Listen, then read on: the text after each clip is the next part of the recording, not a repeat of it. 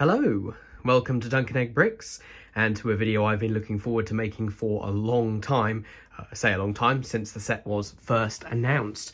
This is, of course, set number 10316, The Lord of the Rings Rivendell, which released for VIPs on the day that I'm filming this, which is the 5th of March.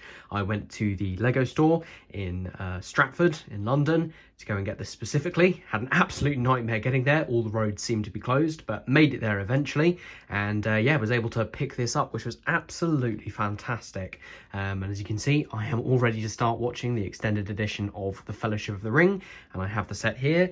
Got myself a mug of tea, but before I actually get into the set and then tell you my thoughts on it and the build process, thought I'd just show you what I got with it, which is just on the floor here. So I actually managed to get myself 3 gift with purchases with this, which is more than I was expecting.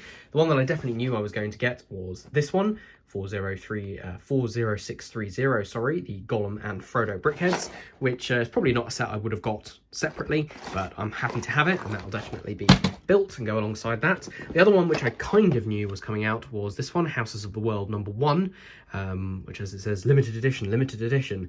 I don't know if I'll build that. I might just hang on to it and yeah, see whether we get any more in future. I'm assuming we will, seeing as this is #1. And then the third thing was the moving truck, which I thought actually had been taken off a couple of days ago, but they were very kind enough in the store to provide me with one of these as well. So that's 3 gifts with purchase, 1 enormous Lord of the Rings set. So I think it's time that we got this open and started building.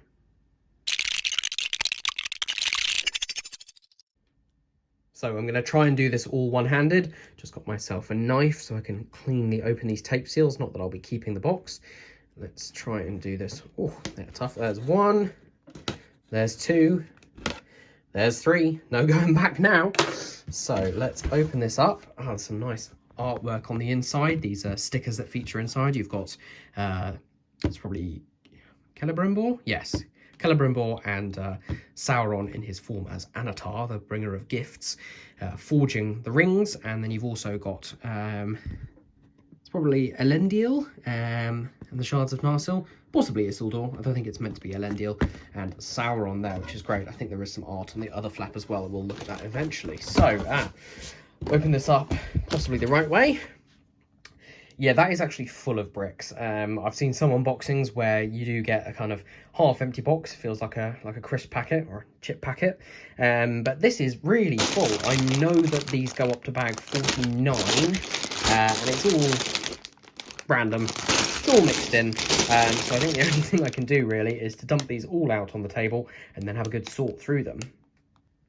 And that is what all the pieces look like when you dump them out on the table.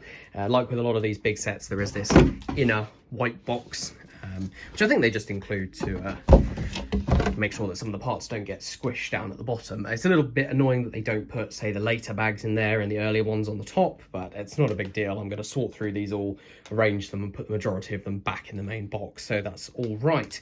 The only other thing that we do get is this envelope, which I've already opened, and this has the 3 instruction manuals in it, as well as the sticker sheets, I'm hoping. So there are our instruction manuals. They don't have numbers, but they do have leaves in the corner, so 1, 2, and 3, and it just highlights which part of Rivendell you're building. I think I will build these in order. Let's just see where the sticker sheets are. Here they are. Now, I'm not too mad about the fact that there are stickers. I knew it was happening. There's only 2 sticker sheets. They're mainly for all these details, which otherwise would be, you know, very unique prints, which, you know, make this thing even more expensive than it already is, which I think is actually a fairly decent price, especially for the number of pieces. This is the largest set that I've ever got, and it's also the most I've ever spent on one Lego set. Yeah. So here we are. I think it's time to start building. Wish me luck. I'm probably not going to detail every single building step, but I might finish, or rather film at the end of each instruction manual. So the tower section on the left, the kind of woodlands and gazebo section on the right, and then the main council area in the middle. So until then, yeah, I'm going to enjoy this, and I'm going to get the film started too. And there we are at the end of the first half of Fellowship of the Ring Extended Edition. So I've been building for quite a while now, and I am 8 bags in out of 49. This is what I built so far. Really happy with it. It's such a fun build, such great building techniques. I won't go through everything now because I want to save that for the final review at the end. 3 minifigs down, 3 official minifigs. Obviously we've got the statue minifigs around there as well. 3 more bags until we finish this section, and then we move on to the next one. Although, to be honest, I might leave things here for tonight because otherwise I will be here forever. I think it is time to take a quick break, and then we will get on with part 2 of Fellowship of the Ring and carry on building. It's the next day, and I have finished stage 2, or instruction manual 2, which is the gazebo, the river, and the forge around the side. Very fun to put together, especially that gazebo. The technique to get the circle at the base was amazing. Time to take a little bit of a break. Got some lunch. Also just got here something else that I picked up from the Lego store, just a present for Izzy, my other half, my better half. Just a fun little thing there.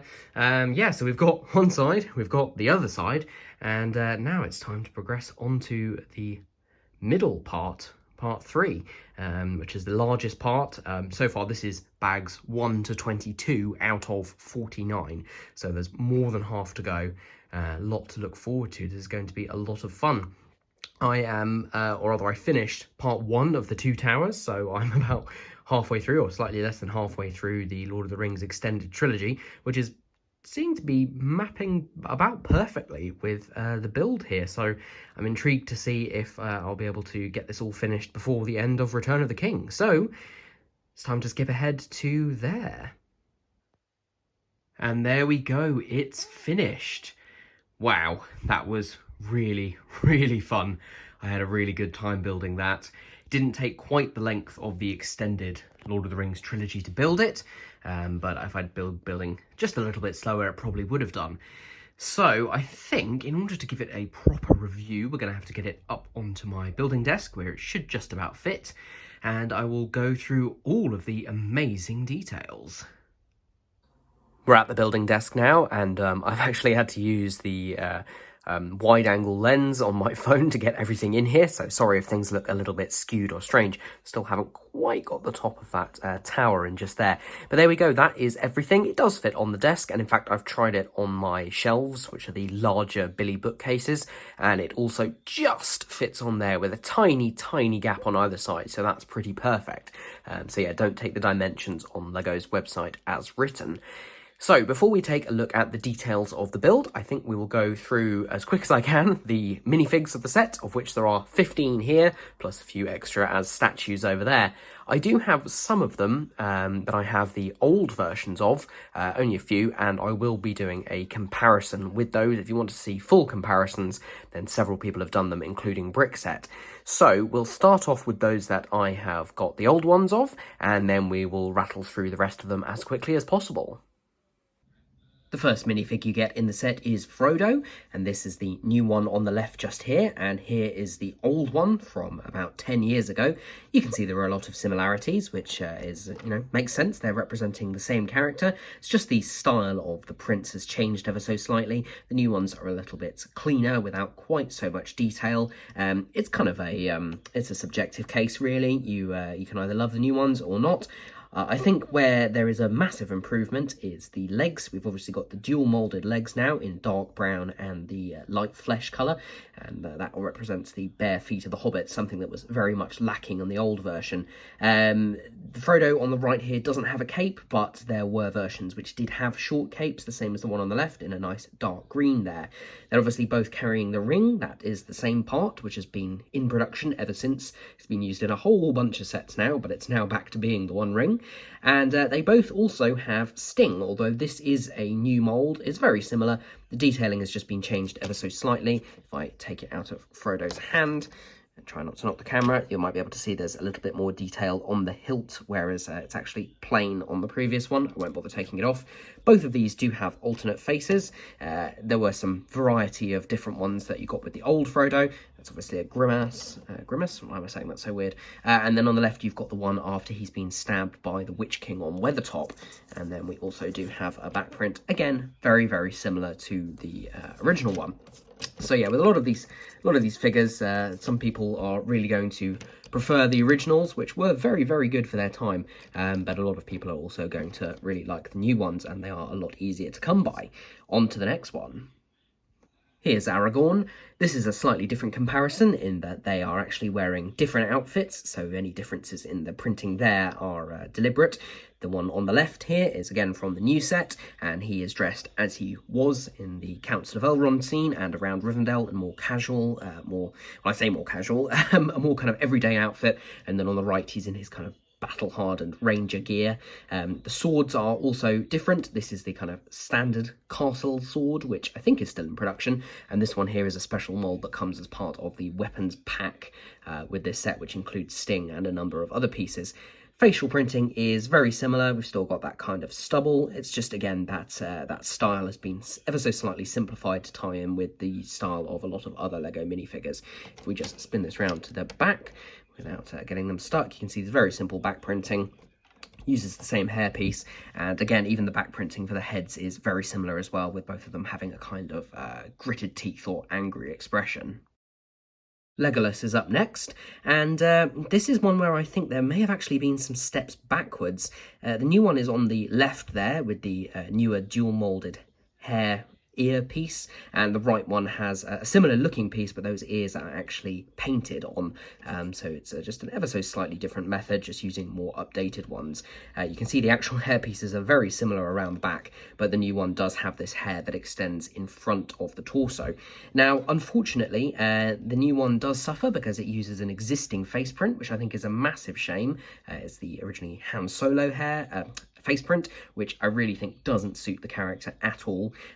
The older one is not perfect either, but I think is still pretty good. There's actually another different one, which came in a Lego Dimensions pack, which is ever so slightly different, and I think just slightly captures the character better, so I think I will be on the lookout for one of those to replace my new one with. The hairpiece is also not really accurate, but then the last one, the old one, wasn't super accurate either. They're both kind of meant to do as generic elf hair pieces. The new one, in case you're interested, is rubberized, so it's springy, which is good, and it's dual molded. You can see the other color on the inside. Just flip this around so you can see the rear facial expressions, which are very similar despite the new one actually being an existing print. You can just see how this is not dual molded, it is just painted. I did experiment with swapping the hair pieces over, and I think that's a bit of an improvement. Yeah, I think that facial print just looks a lot better, even though the hair is slightly inaccurate, as Legolas's hair actually does go behind his ear but then goes over his shoulder. But I see why they didn't make an exclusive new mold for that. However, the torso and leg printing of the new Legolas is much, much better. We've got that dual moulded black boots, which look a lot nicer, and we've got the sand blue legs, and then the tunic printed, and then there's just some updated torso printing as well. So some hits and misses, and they use the same bow piece. Gimli is one minifigure where the new version is definitely better. I was a huge fan of the old one. I think the beard piece and the helmet, which were both exclusive to this character, although there were a few different versions of him, because he did come out again in Lego Dimensions packs, or a pack. It's such an intricate set of pieces, and it's such a surprise that they did come up with completely new ones, although obviously very similar. You can see the helmet, or the new version of the helmet, is slightly smaller. The beard piece has been shortened in the middle as well, so you can actually see some of the nice torso printing with that big belt buckle. This figure does have that torso printing, or very similar. It's just hidden underneath the beard, which seems like such a waste. And then you can also see that the new beard is in that dark orange colour, and the old one is in reddish brown. Dark orange is more accurate, and I do prefer it. Coming around to the back, you can also see similar thing there, where you've got the braided hair at the back. But the advantage with the new one is if you pop the helmet off, incidentally, the new one has no alternate face, the old one does, although there's not much point to it because you can't really see his face apart from his eyebrows. But you'll see here, This one has a lot of hair around the back, which is great because it shows up below the helmet, but the new one has it slightly cut off, so it looks fine with the helmet on, but it also means that you can actually add a piece that I've just dropped on the floor, which is an existing hair mould. It's the hair that was introduced for Dumbledore, and that fits perfectly with the beard, meaning you can actually have the helmet off version of Gimli, which is important because that is how he appears at the Council of Elrond. You'll see also that Gimli is carrying 2 axes. These are again part of the weapons pack. You get 4 in total, and they're very accurate to the props from the films. The axe that the old Gimli carries is just a 2-piece version, which is absolutely fine, especially for the time, and it does mean you can replicate the part where he smashes his axe and it splinters, which you can't actually do with the old one. Oh, and in case you're wondering, yes, the helmet of the old Gimli fits on the new, and the new fits on the old. To be honest, if you didn't know that there was actually a difference, you might not notice it. The difference is very, very small, but just an interesting fact that the helmets are compatible with the other figure. We do have one final comparison here, although this may be a little bit unfair, but I thought I'd throw it in. These are both Bilbo Baggins, but they are from completely different films at different ages, and in fact are representing different actors. I've actually swapped these round in terms of which one's new, so this one's the new one. This is the older version of Bilbo after he's given away the ring and has aged to be a little bit more like his 111th years. Didn't actually say that right. And then, so that's the Ian Holm version, the late great Sir Ian Holm. And then on the left here, we have the version from The Hobbit, played by Martin Freeman. So obviously representing 2 completely different characters. The newer version, which is also the older, if you know what I mean, does come with the dual molded legs, which I think actually is not the first time we're seeing them. It's a little bit difficult to tell the difference. They did come with the versions of Dobby that we've seen because they're tan at the top and then the light flesh at the bottom. The new Bilbo uses a different hairpiece from the rest of the Hobbits, which is not perfect, but I do get what they were going for. Does have that slightly receding hairline, makes him look a little bit older. The other Bilbo uses the same Hobbit hairpiece, which incidentally is the same as is being used now on the Hobbits. It was absolutely perfect, no reason for them to change it. And Bilbos do have alternate expressions here. The younger Bilbo has a very scared expression, and the older Bilbo has, yes, that fantastic face as he tries to reach out and grab the ring from Frodo. So it's a fantastic little print. There is a room inside that you can recreate that scene if you so wish. I'll just show you what it looks like with the hairpiece on. So yeah, that's nice. Old Bilbo has Sting and the ring, and new Bilbo, that just looks really weird, has a walking stick, which is just a 3-long bar. Right, that is all the figures that I have the old versions for, so I'm going to try now to whiz through the new versions as quickly as possible. Here we have the ever-faithful Sam Gamgee on the left here, and then on the right we have Gloin, Gimli's father. Now, this isn't the first time we've had a Gloin minifigure, although the previous one was representing how he appeared in the Hobbit trilogy, obviously made much later, but he is canonically Gimli's father. Uses the same new beard piece with the shorter middle bit, but this time in white, and also uses that existing hair piece, again in white. Pop his hairpiece off, he has no alternate expression. I'm not sure if this is a new or existing expression. It's difficult to tell. That's what it looks like anyway. And I'll just have to show you this. His torso is it's Chris Pratt. It's Owen Grady from Jurassic World. Very odd. Obviously, that open V-neck or button-up V-neck is completely covered by the beard, so it doesn't really matter. I get why they went for, repeating an existing print, because it doesn't really need a special new one.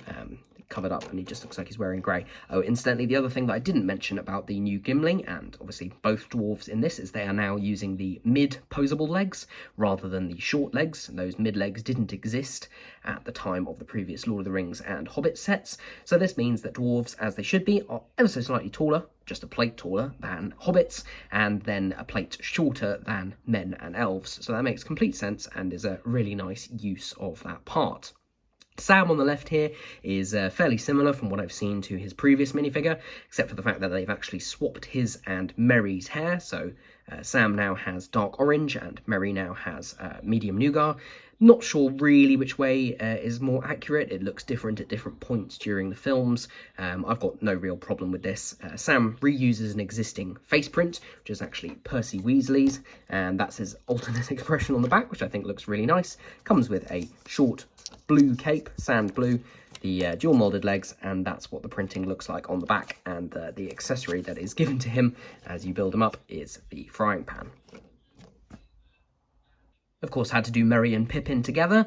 They look really, really nice. I do actually have Merry's torso, just the torso, the old one. I bought it for a mock character, actually, of Sirius Black between the, the kind of hiatus of Harry Potter when I wanted to create my own one, which is probably quite an expensive piece nowadays.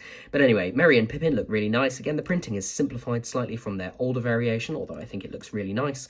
Merry with his gold waistcoat and Pippin with his scarf and blue jacket looks very nice.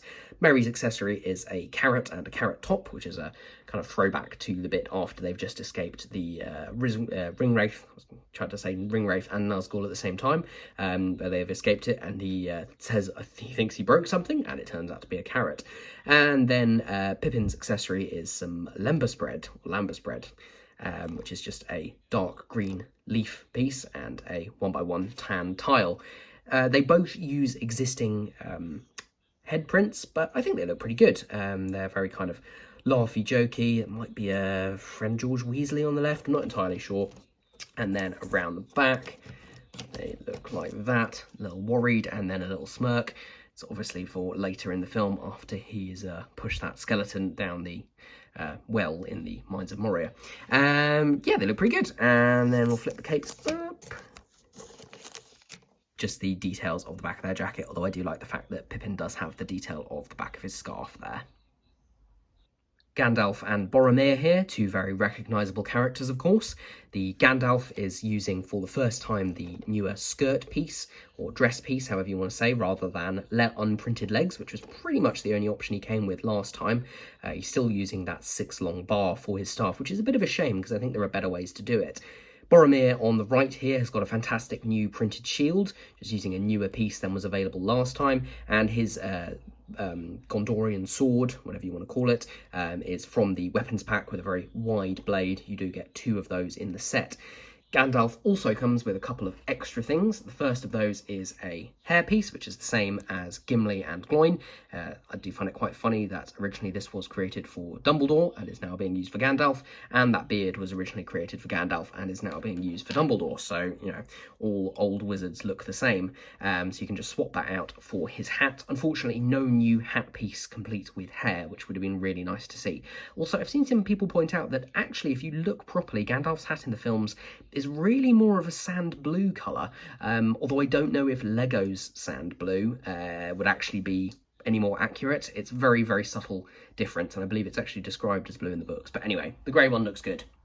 The other thing he comes with, though, is really clever, and that is this, which is a 2x2 curved slope with the same print on as the front of his skirt or dress piece, and that's attached to a bracket and a couple of other plates. And basically you swap this out for the skirt piece, and it means that he can sit down on the chairs at the council, which is great. He comes with one of these, Elrond comes with these, and there is another solution for the hobbits, who obviously have the short, non-posable legs, but I will show that later on. Boromir comes with a brand new face print, which includes his meme face, of course, had to be done, and then also a more stern face around the back, which I think looks absolutely fabulous. Gandalf is a little odd, looks absolutely fine, got the nice grey eyebrows, but then you lift his head up, and it is actually an existing piece. I think this is from the second Jurassic World film. It's, I can't remember the name of the actor, but it's the kind of overzealous poacher character. So it's a little odd when you actually see his mouth, but obviously Gandalf always has a beard, and when you do it like that, he looks absolutely fine. Do you think it's a shame that they went with an existing print there, though? Right, we're nearly there now. As mentioned previously, here is Elrond, who does also come with one of these slope pieces, same as Gandalf. And then here we have Arwen. Now, these are using the same hair earpiece as Legolas, but with a dark brown hair colour rather than the cool yellow, and it looks much more appropriate on them than I think it does on Legolas, especially on Elrond. It's quite nice they've kept it there and then printed his kind of circlet or crown on his forehead, which looks nice. So obviously that is a new print. The robes for both of them look really, really nice, actually. You can see the possibly the necklace on Arwen that she gives to Aragorn. It's a little bit difficult to tell. Yeah, I think that's what it is. Interestingly, Arwen has prints on the back of her skirt piece. Elrond doesn't. Don't know why, very odd. Lifting off their hair pieces, which are again rubbery. You can see Elrond has an alternate expression there. Arwen is using an existing hairpiece, which I think I last saw on possibly Monica from the Central Perk set. It's not brilliant, I have to say. Don't quite know why they went with that. The previous versions of these minifigures, the kind of art style used is a little bit outdated now, so I get why they didn't try and recreate that one-to-one, but it is a shame. And then she also has a book piece here, which actually has an existing Harry Potter print in it. Came from the Herbology Hogwarts Moment set. And there we go. Right, on to the last characters. Now, I've left these guys for last because they are generic elf characters, or elf characters, I should say, which is nice because it just fills out Rivendell a little bit more, makes it feel a bit more lived in. There's just a male and a female, again with the same hair pieces that were on the other elves. They use the same torso, which is nice. The male elf just has legs, and then the female elf has the printed skirt piece, printed front and back, which looks really nice. Odd that she got that and Elrond didn't, but oh well. Underneath, they are existing hair pieces. I think the one on the left, it does have an alternate expression, and yeah, so there's one on the right, very angry. So you can either have these guys just wandering about the set, or you can have them reforging Narsil over at the foundry area, which I will show you in a bit. If you want to think of the one on the left as Figwit, then you are more than welcome to do so. Right, I am absolutely exhausted already from going through these figures, but I think it's important that we get on and have a look at the set proper, and I'm going to split it as it is across the instruction manuals and show you it in 3 parts. So let's get on with the first part, which is the tower. You can technically build the 3 sections of the build in whatever order you like, but as per the instructions, this is the first thing you build. This is the first manual. You can see it highlights the tower on the left there, and it has just 1 leaf in the corner. The others have 2 and 3 respectively. This is also the manual which has the starting information about the set designers and about the previous Lord of the Rings sets. If you do want to check these manuals out, they are available for free on the LEGO website. So I started here, and I will just take you through the build as it kind of went along. So the entire set is built on a very sturdy base, which uses a layer of plates, and then a layer of bricks, and then another layer of plates on top. There's not really very much kind of Technic reinforcement, as you might find in some larger Star Wars sets, for instance, but everything stays together really nicely. You can see there is a little bit of Technic here, but that's literally just to align the different sections together.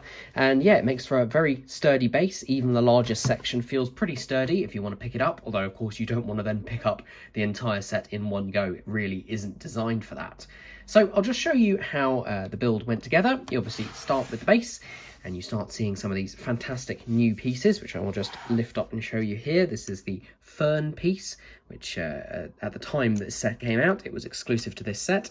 I believe it is now going to appear in an upcoming Mario set, but in a different colour.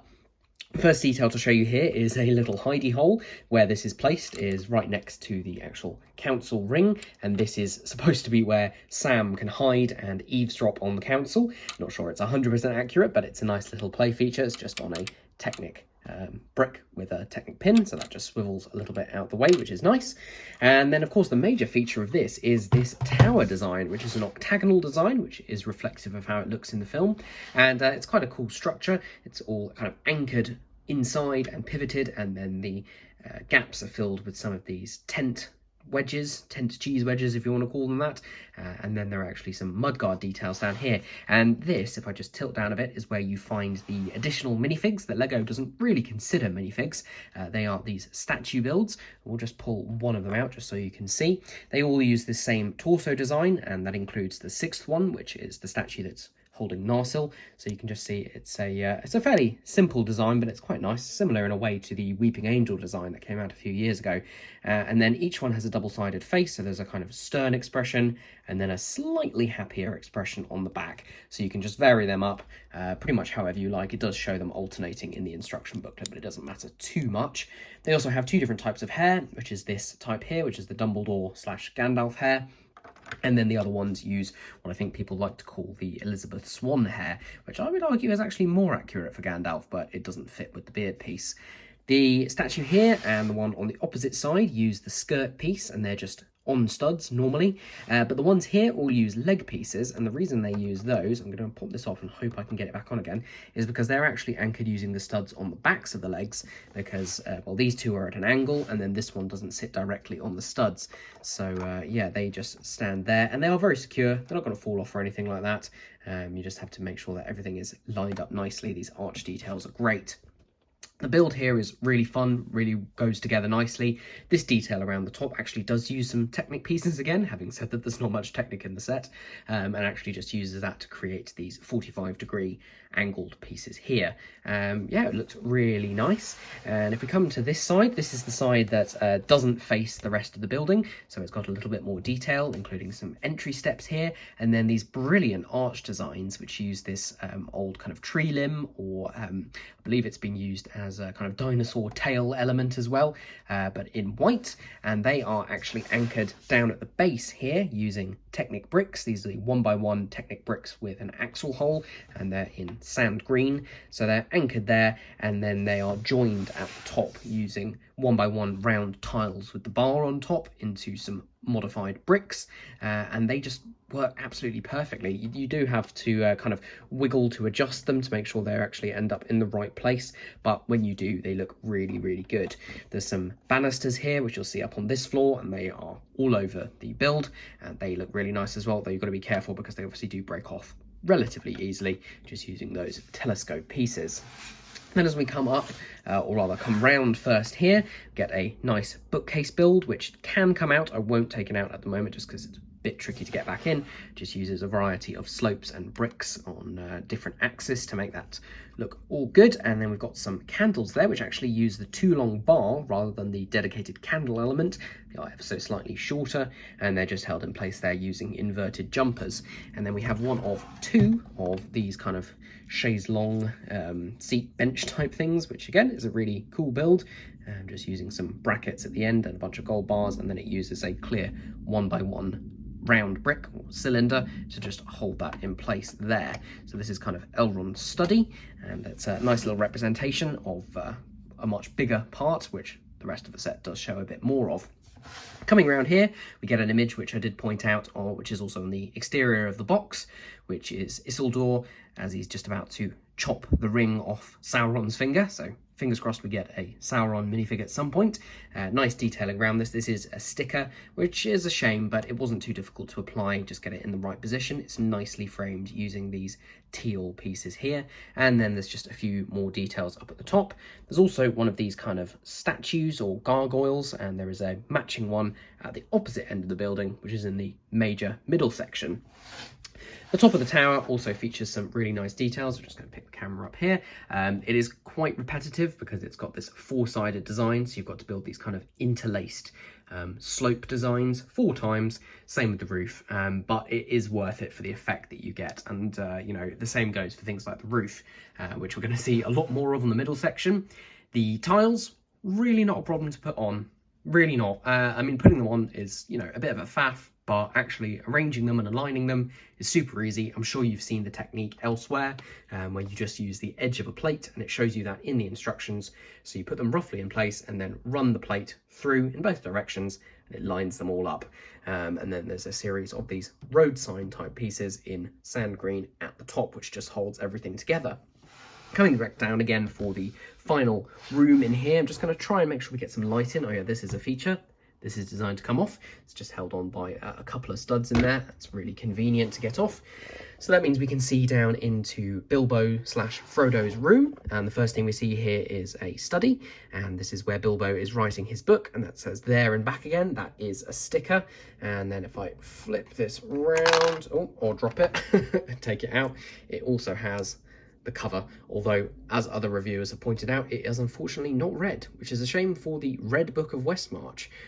The original An Unexpected Gathering set got that right and actually had a red book in there, so it's a little bit of a shame they went with reddish brown, which it's not the end of the world, but they should have just gone to the expense of remoulding this in dark red, but such is life. Anyway, so yeah, you can see his desk just there. There's a little clip, which was what was holding it in place. He has a chair, which is a nice little build. He's also got a chest back here, which I will also pull out without breaking anything. pull the lid off. And inside there, we have a couple of different things. So first up, we have a stickered 2x2, which shows the mithril shirt that Bilbo gives to Frodo, which was originally a gift from Thorin. And then the other thing inside the chest without a lid, if I can get it out, is the new version of Sting. So this is the other one. There are two in the set. They come in the weapons pack, so it's exactly the same as the one that I showed with Frodo. So there we go. And the other thing in here is a bed. And that's again got a couple of stickers for the sheets and another sticker for the headboard, which again is a bit of a shame, but it's a nice little build and I like how it goes together. And of course you can pose Bilbo and Frodo in there, and you can use the modified bricks that make them sit down in order to make Frodo sit on the bed. So that was a very whistle-stop tour through this first part of Rivendell. It's probably got the fewest details out of all the sections, but it's a nice way to start the build, and it gets you very pumped for the rest of the build to come. Starting in the second manual, we go to the opposite side of the set. You can see here again outlined with two leaves up there in the corner, and this section they call the River, Forge and Armoury. Spelled correctly, thank you. And yeah, this section is a lot different from the first one. Obviously that was very focused on the building and the interior of Rivendell, and this is actually focused on the kind of landscaping and exterior. Still starts the same way with the kind of layered plate, brick and plate build, but then we do get a lot of different things. So we've obviously got some ground cover over here, we've got some water over here, and then we've got a large chunk of landscape built up in the middle. And this was a really, really fun section to put together. I mean, the whole thing was, but this really was a lot of fun. One of my particular favourite features is the waterfall and water in the river here, which is such a brilliant part usage with these kind of canopy pieces, which are actually on their ends, acting as water flowing over here, where you kind of imagine that the river continues flowing over the falls and then under the bridge there. The designers have said that they kind of condensed a lot of features of Rivendell down into a smaller area, so it doesn't correspond one-to-one, but it gets all the kind of features. So this is representative of all the bridges, this is representative of all the rivers. And I think that really works, because at the end of the day, this is a very large, very expensive model, and if you were going to do a true representation of Rivendell, as some people would like, it would be even more expensive, even larger, and just completely impractical. So I think the right decision was made here. There's some great techniques for these steps here, where the majority of the steps are actually studs on the side, and it's only the bottom one there that actually uses plate and tile with studs up, which I think looks really nice, adds some variety. These trees that you build, not the only ones in the set, look really, really good. They're an interesting, different way of building trees, where it actually uses Technic bricks, which are surrounded by tiles and plates. Let me just see if I can pop this off. There we go. So you can see it's got a Technic core in the middle there, and then it uses modified bricks with studs on the side to actually add these tiles and plates. The only slightly unsightly bit is the underside of these plates here, but it's not a big deal because it's just placed away from where you're looking. One detail that I like, which a lot of people go, isn't that an illegal technique? And it definitely isn't, is placing tiles between studs here. These just represent little mushrooms growing out of the sides of the tree, and the answer is no, it's not illegal when you're using a tile to do this. If you were using a plate with studs, then it would be, because the studs would conflict with one another. So that's your answer to that. It's not the only type of mushrooms here though. There are other ones using the BB-8 head in sand green, as well as just a normal 1x1 round plate in sand green, and those are actually on glow-in-the-dark 1x1 cone pieces. So shame the heads of the mushrooms don't glow as well, but it's not the end of the world. If we come around here, we can see this other tree, or rather we could if I tilt the camera up, built in an almost identical way, just a couple of differences and obviously a difference in foliage. Again, as with the roof and the turret of the tower section, these are very repetitive to build, but it's something you can't really avoid if you're going for this effect, and I think the ultimate look is really nice. Interesting that these are actually pearl gold coloured rather than yellow or orange or anything like that. Just an interesting take, but I think they look really nice. This is the forge section down here, where you can reforge Narsil into Anduril and Anduril. Yeah, I hope I got that right. And this is another one of the swords from the weapons pack. It's not actually a reforged Anduril, it's the ranger sword that Aragorn uses, of which you also get 2, as with most of the other things here. But it's a pretty good substitute, and you can have some of your generic elves working away. There is a fireplace just there, surrounded by those tiles. I really like these roots coming down and out of the hill. I think it looks really good and just helps to cement this as a natural landscape. Of course, around the back here, this is kind of a slice through the landscape, and it might be a little bit difficult to see in here, but what we can actually do is we can take this section off and let a bunch more light inside. So there is the other copy of Sting that I did give to Frodo before, just to show you. And along with that, there are some other weapons that come in the pack. So we saw Gimli's axes before, but the other weapon, which just gets tucked away here, is this sword. This is like an elven sword, which I believe is one that Elrond and then Arwen use. It's a very unusual design, if I get it to focus. And like you can see, you get 4 of them there, and they just get tucked away in the armory. These armory racks can be moved.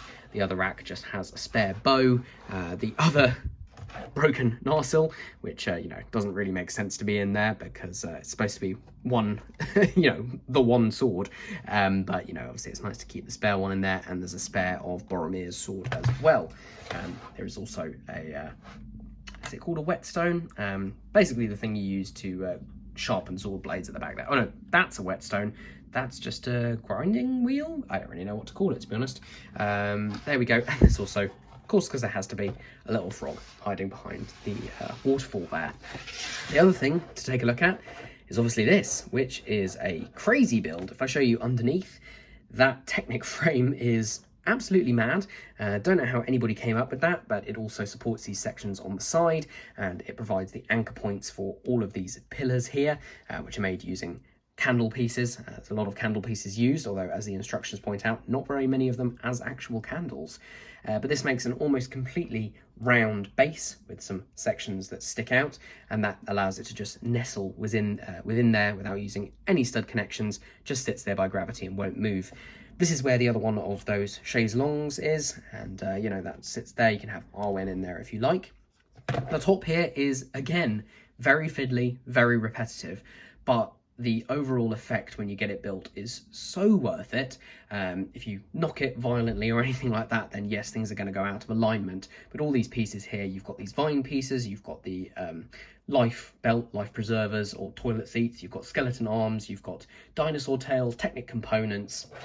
It all just comes together so fantastically, and for a complicated build, the instructions are very, very clear, which makes me happy, because otherwise I would have been a bit lost. But yeah, the domed effect is really, really nice, and like I said, it just sits, if you get this the right way around, it just sits in there nicely. So it's trying to figure out which way it goes. There we go, perfect. Just sits in there absolutely perfectly, not going anywhere, and I think it looks really great. Incidentally, if you're interested, the plate underneath these trans tiles is teal or dark turquoise, and I think that's perfect because it gives that water a real kind of rich texture, and then the white is perfect as the moving foam of the water. So there we go. There is the other side of Rivendell.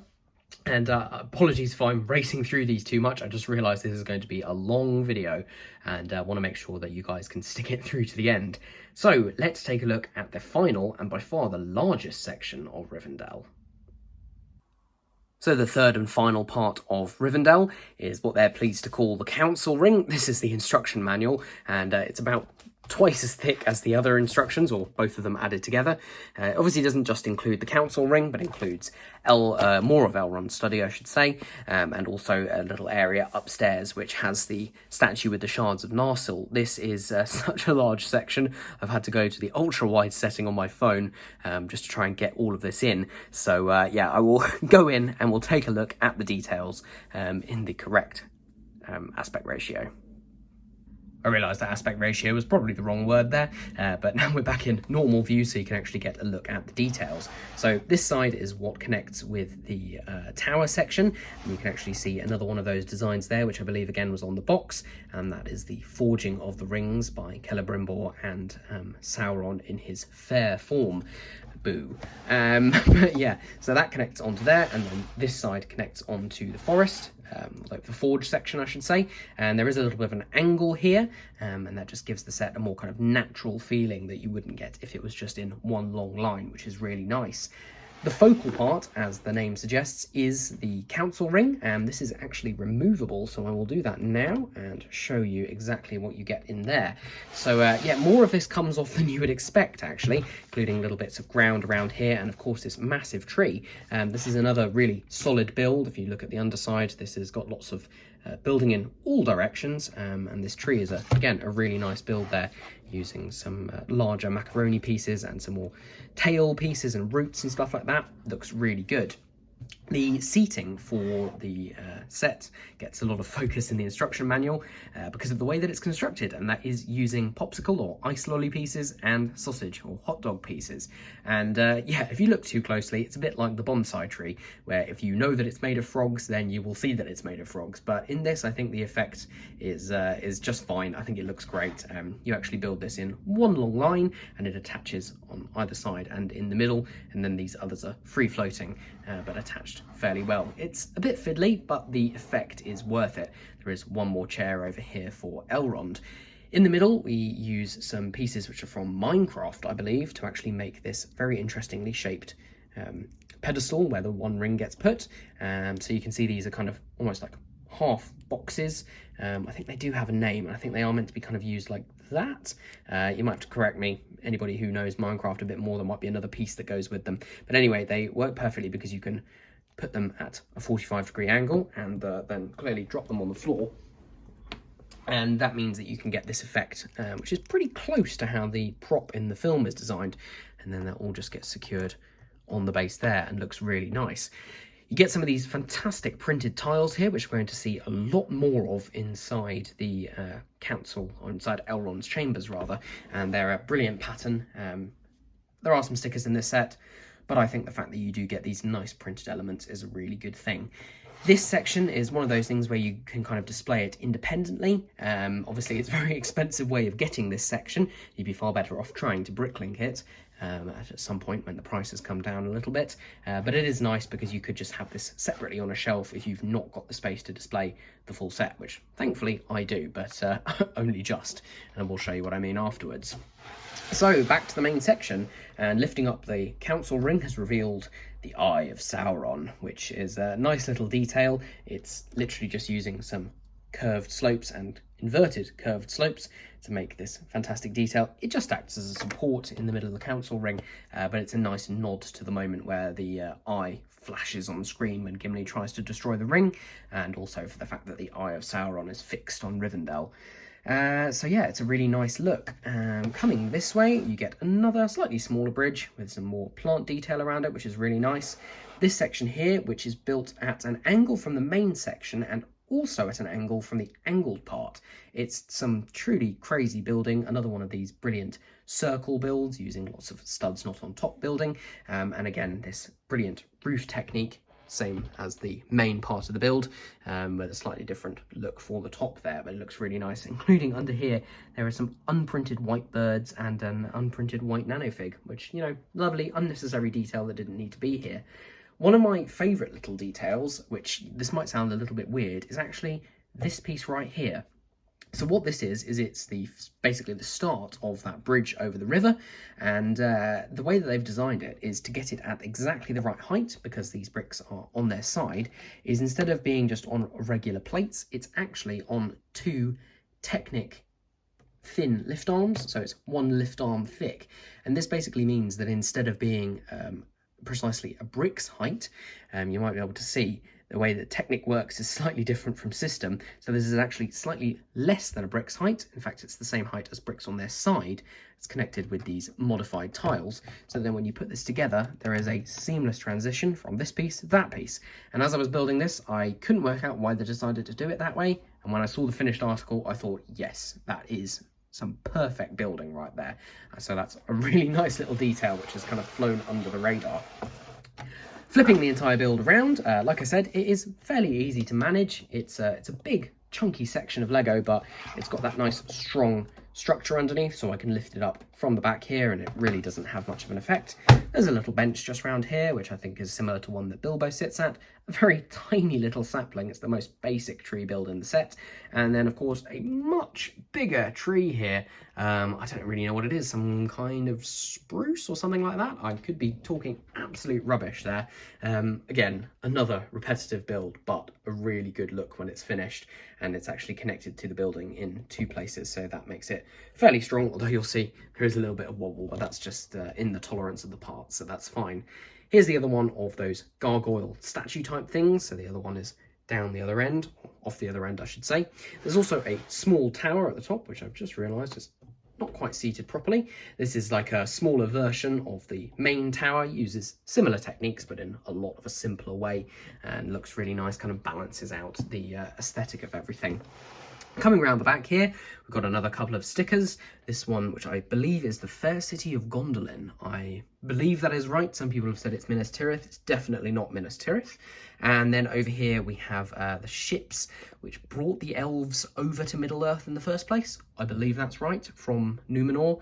You know, I'm not a Tolkien scholar, so please don't crucify me if I get that wrong.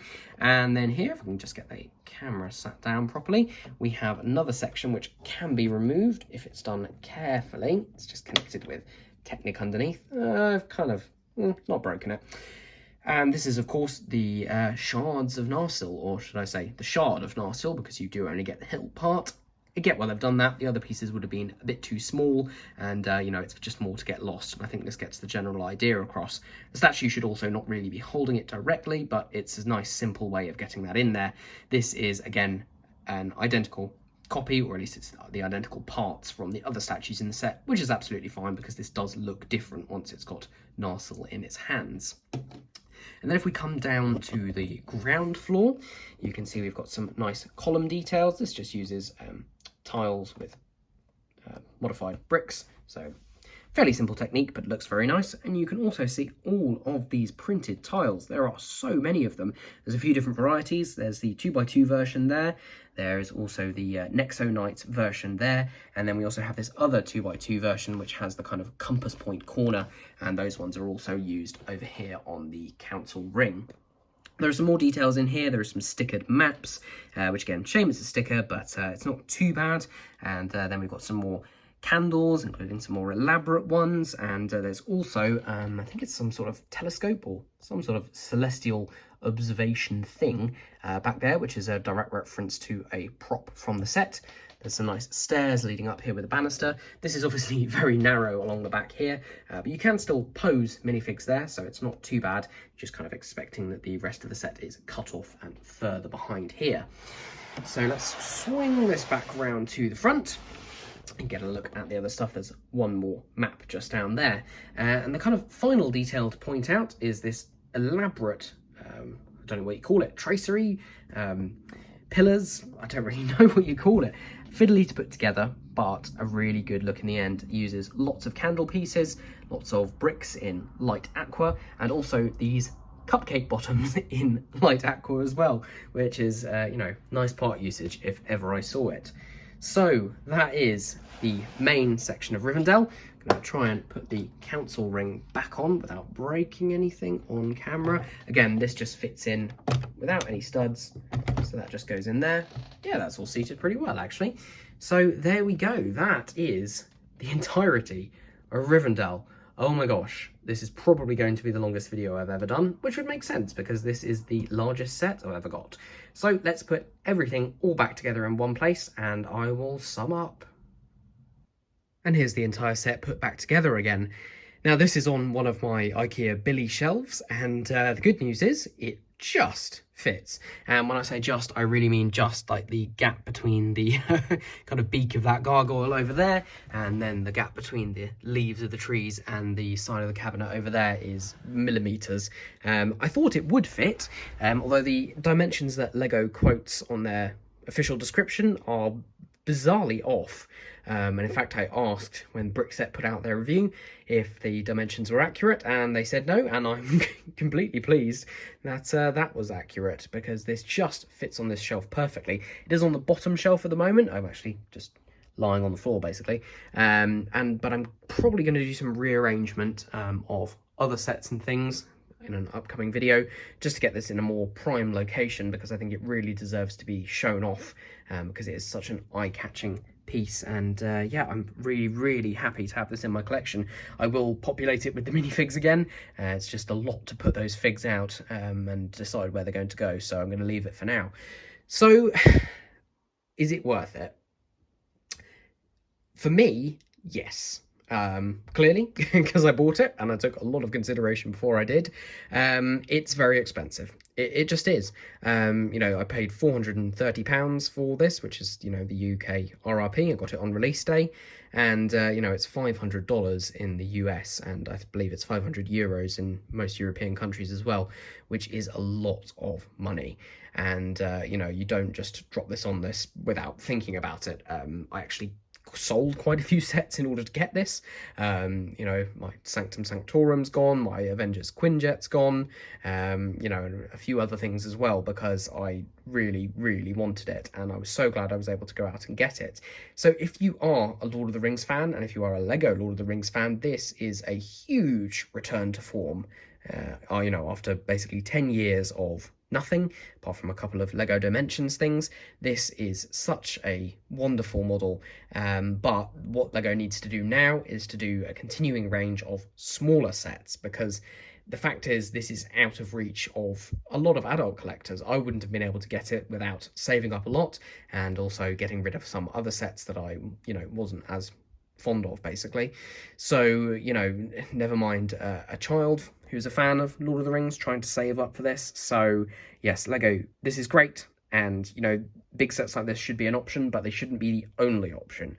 And I think that's kind of a sentiment being echoed by all the fans, but I'm so glad I got it. It's such a brilliant display model, and also a play model in parts. So if you're on the fence about this and you've got the funds to do it, I would say go for it. It is a fantastic set, and I'm very happy to have it in my collection. I hope you enjoyed my very long review. I'm interested to see how long this turns out. And yeah, if you've enjoyed it, then please give the video a like. Let me know your thoughts on the set in the comments below. Are you planning on getting it, or have you got it already? What do you think of it in comparison to Lord of the Rings sets past, or any other Lego sets in the past? And subscribe to the channel for future reviews and videos and mocks.